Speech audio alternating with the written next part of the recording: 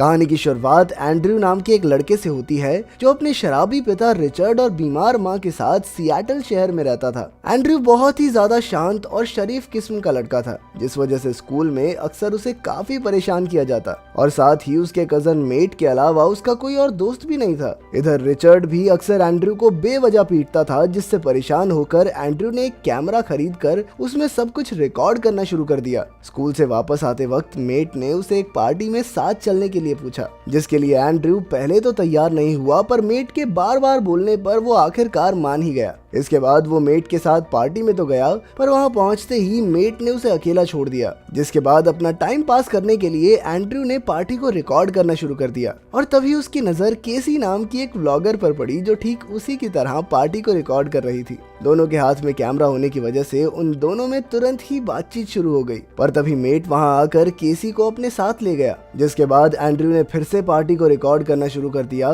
पर इस बार एक आदमी को लगा कि शायद एंड्रयू उसकी गर्लफ्रेंड की वीडियो बना रहा है और इस बात से गुस्सा होकर वो एंड्रयू को गालियां निकालने लगा। जिसके बाद एंड्रयू गुस्सा होकर पार्टी छोड़कर चला गया। अभी वो पार्क में बैठकर अपनी जिंदगी को कोस ही रहा था कि तभी स्कूल का सबसे फेमस लड़का स्टीव उससे मिलने के लिए आया और वो चाहता था कि एंड्रयू उसके और मेट के साथ कैमरा लेकर एक खुफिया जगह पर चले, जिसे उन्होंने थोड़ी देर पहले ही ढूंढा था। स्टीव की बात मानते हुए एंड्रयूज के साथ एक जगह पर पहुंचा जहां बहुत बड़ा गड्ढा बना हुआ था और अपने डर के बावजूद भी वो स्टीव और मेट के साथ उस गड्ढे के अंदर चला गया, जहां उन तीनों की नजर एक अजीब से चमकने वाले पत्थर पर पड़ी और जैसे ही उन्होंने उस पत्थर को छुआ तो उसने अपना रंग बदल लिया और ऐसा होते ही उन तीनों की नाक से अचानक खून आने लग गया। कुछ हफ्तों बाद वो तीनों बेसबॉल खेल रहे थे कि तभी एंड्रयू ने बॉल को अपने दिमाग की शक्ति से हवा में ही रोक लिया। असल में उस रात के बाद से ही उन तीनों के अंदर अपने दिमाग से ही चीजों को इधर उधर हिलाने की ताकत आ गई थी। उस दिन उन्होंने वापस उस गड्ढे के पास जाने का फैसला किया, पर तब तक पुलिस ने उस गड्ढे को पूरी तरह से बंद कर दिया था। इसके बाद उन्होंने अपनी शक्तियों का इस्तेमाल लोगों के ऊपर प्रैंक्स करने के लिए भी किया और समय के साथ मेट ये बात समझ गया कि उनकी शक्तियां बिल्कुल शरीर की मसल्स की तरह थी और वो अपनी ताकतों को प्रैक्टिस के साथ और बेहतर बना सकते हैं। इसके बाद वो तीनों मस्ती करने के लिए सुपरमार्केट में पहुंच गए,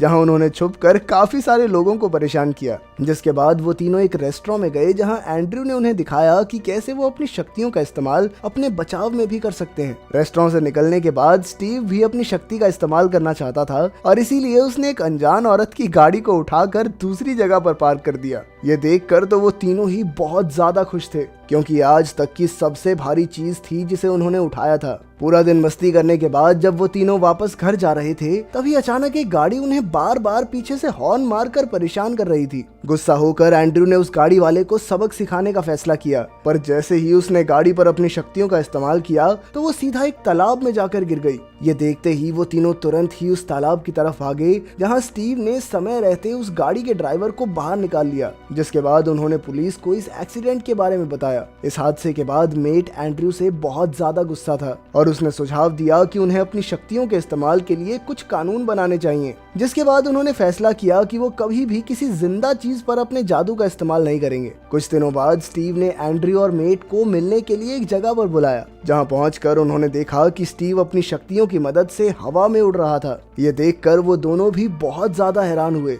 उसकी देखा देखी में जब मेट ने हवा में उड़ने की कोशिश की तो वो सीधा जमीन पर जा गिरा, लेकिन एंड्रयू बड़ी ही सावधानी से स्टीव की ही तरह उड़ने में कामयाब हो गया। अगले कुछ दिनों तक मेहनत करने के बाद तीनों दोस्त आसमान में उड़ने की कला में पूरी तरह माहिर हो गए और एक दिन जब वो आसमान में फुटबॉल खेल रहे थे तो एक हवाई जहाज उनके बहुत करीब से गुजरा, जिस वजह से स्टीव ने अपना बैलेंस खो दिया और वो तेजी से नीचे गिरने लगा। पर तभी एंड्रयू ने सही समय पर समझदारी दिखाते हुए बीच आसमान में ही उसे पकड़ लिया, लेकिन इस सब में वो खुद जमीन पर आकर गिर गया। लेकिन खुशकिस्मती से उनमें से किसी को भी चोट नहीं आई। अगले दिन उन्होंने अपनी ग्रेजुएशन खत्म करने के बाद पूरी दुनिया में उड़कर घूमने का फैसला किया, जिस पर एंड्रयू ने बताया कि वो तिब्बत जाना चाहता है। असल में उसे तिब्बत की शांति काफी ज्यादा पसंद थी और अपनी शक्तियों की मदद से अब वो उसे महसूस करना चाहता था। स्कूल के बाद मेट किसी काम के बहाने से केसी से मिलने गया और काम खत्म करने के बाद उसने केसी से पूछा कि क्या तुम मेरे साथ घूमने चलोगी, लेकिन केसी ने कोई जवाब न देते हुए उसके मुंह पर ही दरवाजा बंद कर दिया। उधर एंड्रयू ने स्टीव को अपने अकेलेपन के बारे में बताया कि कैसे शक्तियां मिलने से पहले तो वो बिल्कुल ही अकेला रहता था। उसकी सारी बातें सुनने के बाद स्टीव ने उसे आने वाले टैलेंट शो में हिस्सा लेने का सुझाव दिया,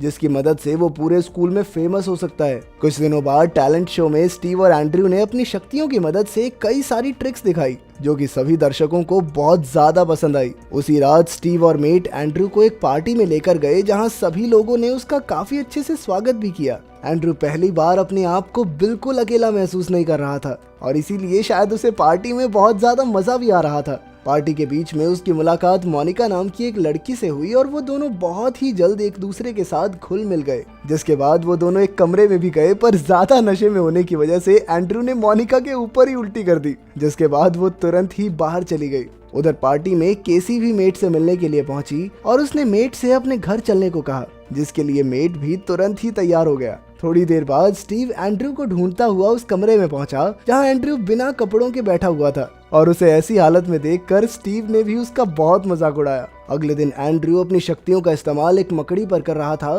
कि तभी उसे अपनी माँ के चीखने की आवाज आई और जब वो उनके कमरे में गया तो पीछे से रिचर्ड ने उसके कमरे की तलाशी लेना शुरू कर दिया, जिसमें उसकी नजर एंड्रयू के कैमरा पर पड़ी, जिसके बाद उसने एंड्रयू को बुलाकर पीटना शुरू कर दिया। पर इस बार एंड्रयू ने भी जवाब में अपनी शक्तियों की मदद से अपने पिता को उठाकर जमीन पर पटक दिया, जिसके तुरंत बाद वो घर से निकल गया। घर से भागने के बाद एंड्रयू एक तूफान के बीच ही आसमान में जाकर रोने लग गया। उस वक्त मेट केसी के साथ अपने हसीन पल बिता रहा था, पर तभी अचानक से उसकी नाक से खून आने लगा। उधर स्टीव की नाक से भी खून आ रहा था और इसीलिए वो उड़कर सीधा एंड्रयू के पास आ गया, पर तभी अचानक से स्टीव के ऊपर बिजली गिर गई, जिस वजह से उसकी मौके पर ही मौत हो गई। अगले दिन स्कूल के सभी बच्चे स्टीव के अंतिम संस्कार पर आए, जिसके बाद मेट ने सीधा जाकर एंड्रयू से पूछा कि भाई सच में बता कि क्या हुआ था, लेकिन एंड्रयू ने कहा कि मुझे इस बारे में कुछ नहीं पता। पर थोड़ी देर बाद वो वापस स्टीव की कब्र पर आया और उसकी बात ना मानने के लिए अपने दोस्त से एक आखिरी बार माफी मांगी। अगले दिन जब एंड्रयू स्कूल पहुंचा तो उस पार्टी में हुए हादसे की वजह से सभी लोग उसका मजाक उड़ा रहे थे, पर अब एंड्रयू पहले की तरह सुनने वाला नहीं था और उसने अपनी शक्तियों की मदद से एक लड़के का दांत ही निकाल दिया, जिसे देखकर सभी बच्चे बहुत डर गए। उसी शाम मेट स्कूल में हुई लड़ाई के लिए एंड्रयू को समझाने के लिए उसके घर गया, पर एंड्रयू उसकी कोई बात सुनने को तैयार नहीं था। उनकी बहस इतनी ज्यादा बढ़ गई कि मेट ने एंड्रयू को मुक्का मारने की कोशिश की, पर एंड्रयू ने उसे भी अपनी शक्तियों से रोक दिया, जिसके बाद मेट चुपचाप वहां से चला गया।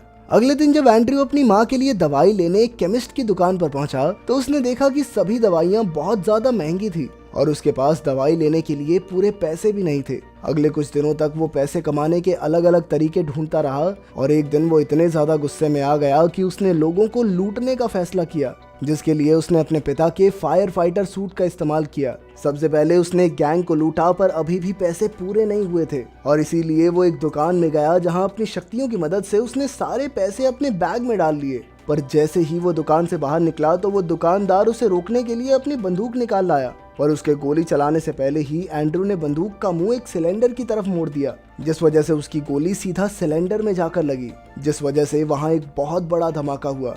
इस हादसे के बाद एंड्रयू को एक हॉस्पिटल में भर्ती करवाया गया जहां वो पुलिस की हिरासत में था। थोड़ी देर बाद रिचर्ड भी उससे मिलने के लिए आया, जिसने उसे रोते हुए बताया कि उसकी माँ कई दिनों तक उसे ढूंढते ढूंढते मर गई और रिचर्ड के मुताबिक उसकी मौत का जिम्मेदार कोई और नहीं बल्कि एंड्रयू ही है। जैसे ही रिचर्ड ने एंड्रयू के ऊपर गुस्सा करना शुरू किया तभी एंड्रयू को होश आ गया और उसने गुस्से में हॉस्पिटल की दीवार ही तोड़ दी, जिसमें रिचर्ड को भी काफी चोट आई। उधर मेट उस वक्त एक बर्थडे पार्टी में था और अचानक ही उसकी नाक से खून बहने लगा, जिसे देखते ही वो समझ गया कि एंड्रयू बहुत ज्यादा गुस्से में है और साथ ही उसकी नजर हॉस्पिटल में हुए धमाके की न्यूज पर भी पड़ी। मेट तुरंत ही केसी के साथ हॉस्पिटल की तरफ भागा, जहां पहुंचकर उसने देखा कि एंड्रयू ने रिचर्ड को हवा में पकड़ रखा था और बहुत जल्द वो उसे नीचे गिराने वाला था। मेट ने तुरंत ही हवा में उड़कर सबसे पहले रिचर्ड को बचाया और उसकी ये शक्ति देखकर वहां खड़े सभी लोग हैरान रह गए। इसके बाद वो अपने दोस्त को शांत कराने के लिए गया, जिसने उस वक्त तक पूरे शहर में तबाही मचानी शुरू कर दी थी। मेट ने बार बार एंड्रयू को रोकने की कोशिश की, पर वो उसकी कोई बात सुनने को तैयार नहीं था। आज एंड्रयू पूरी दुनिया से अपनी बुरी जिंदगी का बदला लेना चाहता था। इसके बाद उन दोनों में जबरदस्त लड़ाई शुरू हो गई, जिसके बाद उन्होंने कई सारी बिल्डिंग्स और ऑफिसेज में तोड़ फोड़ मचा दी। लड़ते लड़ते वो एक जगह पर पहुंचे जहां पुलिस ने उन्हें चारों तरफ से घेर लिया, पर जैसे ही पुलिस ने उसके ऊपर गोली चलाई तो एंड्रयू ने सभी गोलियों को हवा में ही रोक दिया। उसका गुस्सा इतना खतरनाक था कि उसकी एक चीख के साथ सभी गाड़ियों और बिल्डिंग्स के शीशे टूटने लगे। मेट जानता था कि अब एंड्रयू को कोई नहीं रोक सकता और इसीलिए उसने मजबूरन पास में मौजूद एक स्टैचू के भाले को अपनी शक्ति की मदद से एंड्रयू की छाती के आर पार कर दिया, जिसके बाद 2 मिनट के लिए तो हर तरफ शांति छा गई। और जैसे ही पुलिस मेट को पकड़ने के लिए आगे बढ़ी, तभी वो खड़ा होकर वहां से उड़कर भाग गया। कुछ समय बाद मेट बर्फीले पहाड़ों के ऊपर उड़ता हुआ तिब्बत पहुंचा, जहां एंड्रयू हमेशा से आना चाहता था। इसके बाद उसने एंड्रयू का कैमरा वहां लगाकर एंड्रयू से सभी चीजों के लिए माफी मांगी। साथ ही उसने अपनी शक्तियों का इस्तेमाल सिर्फ लोगों की भलाई के लिए करने का वादा किया। अगर वीडियो पसंद आई तो लाइक कर देना, चैनल को सब्सक्राइब कर देना। मिलते हैं अगली वीडियो में।